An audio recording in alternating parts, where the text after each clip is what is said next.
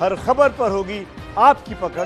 Download कीजिए ABP live app. सुन लेते हैं क्या कुछ कहना है। कोरोना का वक्त चल रहा है और यही सिम्टम्स होते हैं कि कोरोना का टेस्ट करा लेना चाहिए।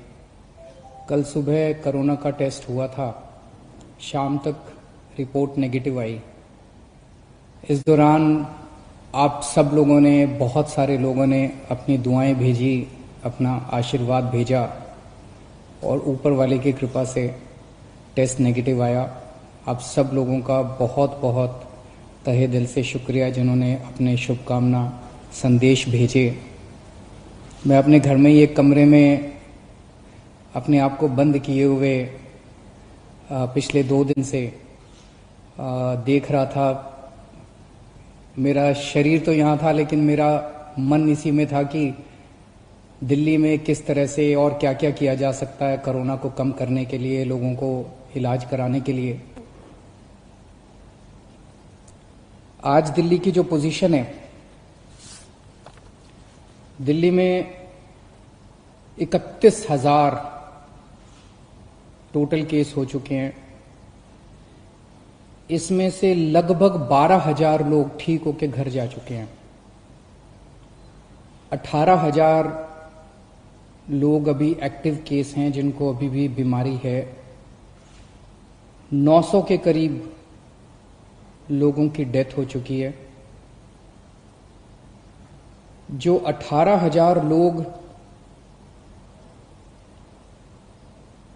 एक्टिव केसेस हैं, इनमें 15,000 होम आइसोलेशन में अपना इलाज करा रहे हैं।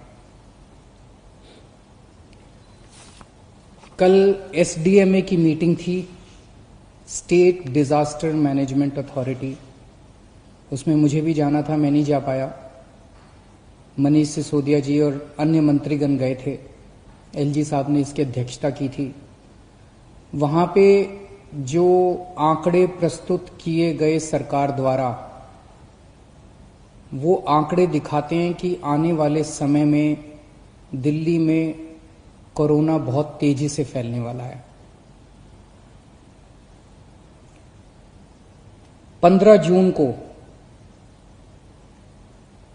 उम्मीद है कि 44,000 केस हो जाएंगे। जो आज 31,000 केस हैं, ऐसा अनुमान है कि 15 जून तक 44,000 केस हो जाएंगे। 30 जून तक 1 लाख केस हो जाएंगे।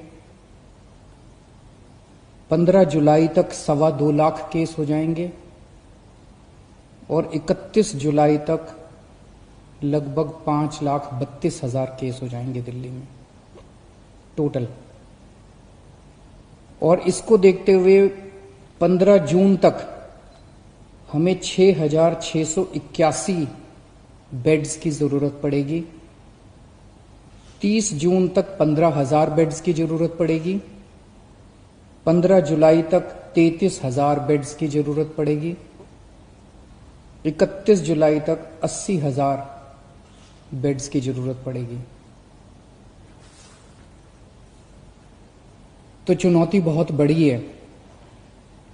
इसमें सबसे पहले तो अपने को ये करना है कि अपने आप को, हमें सबको कोरोना से बचाना है। इसे अब जन आंदोलन बनाना है। 3 बातों को, हमें मास्क पहन के घर से निकलना है, हमें बार बार हाथ धोने हैं, सैनिटाइज करने हैं और सोशल डिस्टेंसिंग करनी है। अभी तक हम कहते थे कि हमें करना है, अब हमें यह भी करना है कि अगर कोई नहीं कर रहा तो उनसे हाथ जोड़ के विनती करनी है कि भाई साहब आप भी कर लीजिए। आपकी सेहत के लिए भी अच्छा है, दूसरों की सेहत के लिए भी अच्छा है। क्योंकि अगर कोई और नहीं कर रहा तो उसकी वजह से दूसरों को फैल सकता है, उसकी वजह से कोरोना दूसरों को हो सकता है। तो इसे अब जन आंदोलन अपने को बनाना है, सबको खुद भी करना है और दूसरों से भी करवाना है। जैसे ऑड इवन में हमने जन आंदोलन किया था ना, ऑड इवन में हम भी करते थे और अगर कोई फॉलो नहीं कर रहा तो गाड़ी रोक के शीशा नीचे करके उसको कहते थे कि भाई साहब घर चले जाओ, आपका व्हीकल आज ऑड है या इवन है, ये ठीक नहीं है। ऐसे इसको भी अपने आप को जन आंदोलन बनाना है।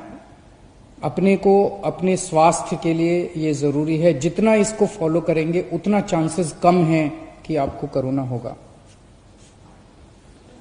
दिल्ली की कैबिनेट ने निर्णय लिया था कि कोरोना के दौरान दिल्ली सरकार के अस्पतालों में दिल्ली में रहने वाले लोगों का इलाज हो, क्योंकि जैसे मैंने अभी आपके सामने बताया कि आने वाले समय में बेड्स की बहुत जरूरत पड़ेगी।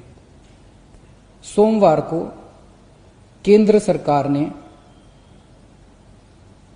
दिल्ली की कैबिनेट के उस निर्णय को पलट दिया और केंद्र सरकार ने, एलजी साहब ने आदेश जारी किया है कि दिल्ली के हर अस्पताल में सबका इलाज किया जाएगा।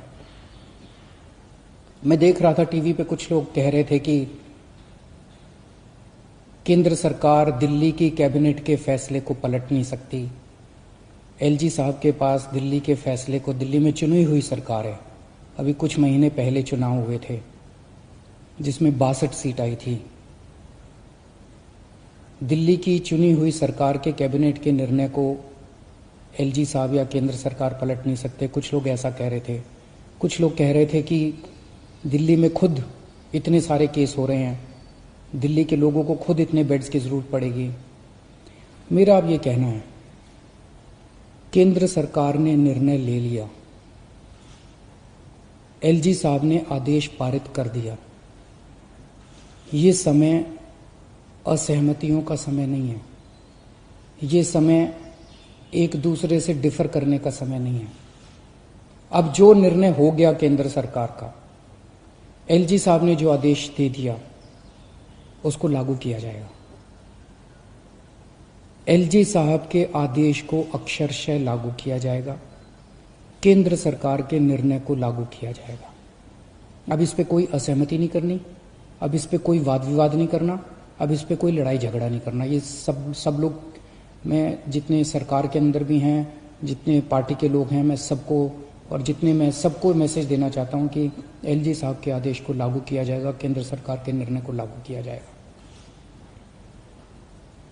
चुनौती है, बहुत बड़ी चुनौती है, अभूतपूर्व चुनौती है। जैसा मैंने कहा, 15 जुलाई को दिल्ली में 33,000 बेड्स की जरूरत पड़ेगी दिल्ली वालों के लिए। 31 जुलाई को 80,000 बेड्स की जरूरत पड़ेगी। बाहर से कितने लोगों के आने की उम्मीद है? मोटे मोटे तौर पे देखें तो दिल्ली के अस्पतालों में जब कोरोना नहीं था, नॉर्मल टाइम में दिल्ली के अस्पतालों में 50% लोग दिल्ली के बाहर से आके इलाज कराते हैं। तो अगर वो अभी माना जाए तो जितने बेड्स हमें दिल्ली के लोगों के लिए चाहिए, उतने ही बेड हमें दिल्ली से बाहर से आने वाले मरीजों के लिए, हमारे भाई बहनों के लिए चाहिए होंगे। तो 15 जुलाई को दिल्ली के वालों के लिए 33,000 बेड चाहिए, तो सारे मिला के बाहर वाले भी अगर मिलाएंगे तो 65,000 बेड्स की जरूरत पड़ेगी। और 31 जुलाई को 80,000 बेड अगर दिल्ली वालों के लिए चाहिए तो लगभग 1.5 लाख टोटल बेड्स की जरूरत पड़ेगी। बहुत ज़्यादा बड़ी चुनौती है, आसान काम नहीं है। लेकिन इतना मैं कह सकता हूं कि हम पूरी कोशिश करेंगे, तन मन धन जो बन सकेगा। ये हमारी जिम्मेदारी भी है और ये सेवा का काम है। मैं खुद निकलूंगा, कल से परसों से मैं खुद जमीन पे उतरूंगा, मैं खुद जाके स्टेडियम्स को, बैंक्वेट हॉल्स को, होटल्स को तैयार करवाएंगे। हम लोग जितना ज़्यादा से ज़्यादा हो सकेगा हम कोशिश करेंगे। मैं बस इतना कह सकता हूं कि हमारी कोशिशों के अंदर ईमानदार कोशिश होगी और पूरी कोशिश होगी, कोई कमी नहीं होगी। लेकिन ये विपदा इतनी बड़ी है, ये मुसीबत इतनी बड़ी है, मानव जाति के इतिहास में शायद इतनी बड़ी विपदा कभी नहीं आई। हमारे काम में 100 कमियां रह सकती हैं, लेकिन हमारी नीयत में और हमारी कोशिश में आपको कमी नजर नहीं आएगी। मैं पड़ोसी राज्यों से भी, वहां की सरकारों से भी निवेदन करता हूं, अपील करता हूं कि वहां समुचित व्यवस्था करें अपने अपने बेड्स के लिए और मरीजों के लिए। कर भी रहे होंगे, मैं किसी को दोष नहीं निकालना चाहता, कर भी रहे होंगे ताकि कम से कम लोगों को दिल्ली आने की जरूरत पड़े। इस दौरान मैं देख रहा था कि मीडिया वाले बहुत अच्छा काम कर रहे हैं। मैं मीडिया को सैल्यूट करना चाहता हूं, मैं मीडिया को साधुवाद, धन्यवाद देना चाहता हूं। आपने हमारी जो जो कमियां रह जाती हैं, आप रोज हमारी कमियां बताते हैं और वो कमियां हमें सीखने का एक मौका देती हैं। आपने हमारे ऐप में इतनी सारी कमियां बताई, उन कमियों को पिछले एक हफ्ते के अंदर हमने काफी दूर किया है। अभी भी कुछ कमियां हो सकती हैं, आप प्लीज हमें जरूर बताइएगा। काफी कमियों को ऐप में दूर किया, लेकिन अभी भी जो कमियां हो हमें जरूर बताइएगा। मैं देखता हूं कि लगभग हर चैनल पे कुछ पेशेंट्स को या पेशेंट्स के रिश्तेदारों को, दोस्तों को, वो किस तरह से बताते हैं कि कई अस्पतालों में गए, मैं पहले इस अस्पताल में गया, मैं इस अस्पताल में गया, मैं इस अस्पताल में गया, मुझे इलाज नहीं मिला, मुझे बेड नहीं मिला। मैं सोच रहा था कि टोटल कितने 10, 12, 15 चैनल होंगे।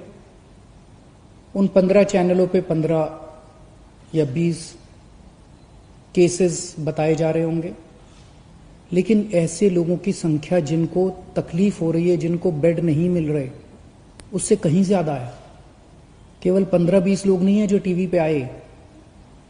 लेकिन मैं आपकी जानकारी के लिए बता दूं, पिछले एक हफ्ते में एग्जैक्टली 8 दिन में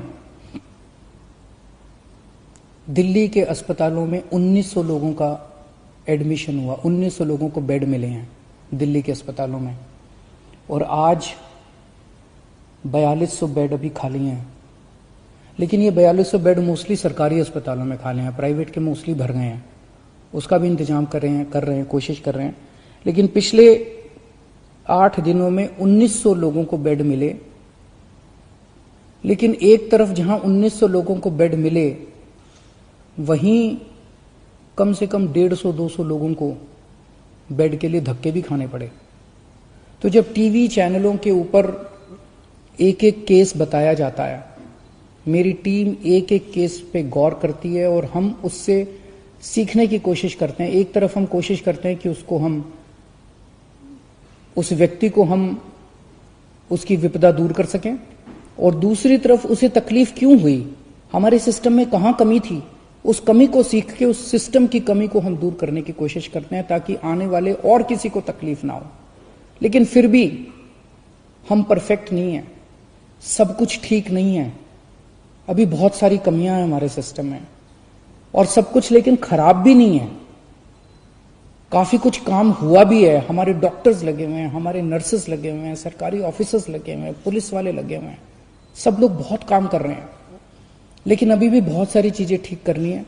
मेरी मीडिया के साथियों से निवेदन है कि इसी तरह से आप हमें अपने चैनल पे तो दिखाते ही हैं, लेकिन अगर चैनल के अलावा भी कहीं कोई आप कोई स्टोरी ना दिखा पाए, कहीं कोई कमी नजर आए, तो फोन कर देना, उसको हम ठीक कराने की कोशिश करेंगे। और सबसे जरूरी बात, ये समय आपस में लड़ने का नहीं है, ये समय राजनीति का नहीं है। मैं देखता हूं आपस में ये पार्टियां सारी लड़ रही हैं। बीजेपी वाले आम आदमी पार्टी से लड़ रहे हैं, आम आदमी पार्टी वाले कांग्रेस से लड़ रहे हैं, कांग्रेस वाले बीजेपी से लड़ रहे हैं, वो उससे लड़ रहा है, वो उससे लड़ रहा है। अगर हम सारे आपस में लड़ते रहे तो कोरोना जीत जाएगा। और जो एक आम आदमी बैठ के टीवी चैनल देखता है, वो सोचता है यार ये क्या पार्टियां हैं, आपस में लड़ रही हैं, मेरी किसी को परवाह नहीं है। हमें आपस में नहीं लड़ना, हमें इस टाइम एकजुट होना है, हमें एक देश बनना है। जब तक सारे मिलके नहीं लड़ेंगे, बीजेपी, कांग्रेस, आम आदमी पार्टी, ये पार्टी, वो पार्टी, डॉक्टर्स, नर्सेज, पुलिस, सारी संस्थाएं, समाजसेवी संस्थाएं, धार्मिक संस्थाएं, जब तक सारा देश मिलके एक साथ नहीं लड़ेगा, तब तक हम कोरोना को नहीं जिता पाएंगे। आप सोच भी नहीं सकते कितनी बड़ी विपदा है ये। आपस में नहीं लड़ना, सारी सरकारों को मिलके, सारी संस्थाओं को मिलके, सारी पार्टियों को मिलके हमें एकजुट होके कोरोना को हराना है।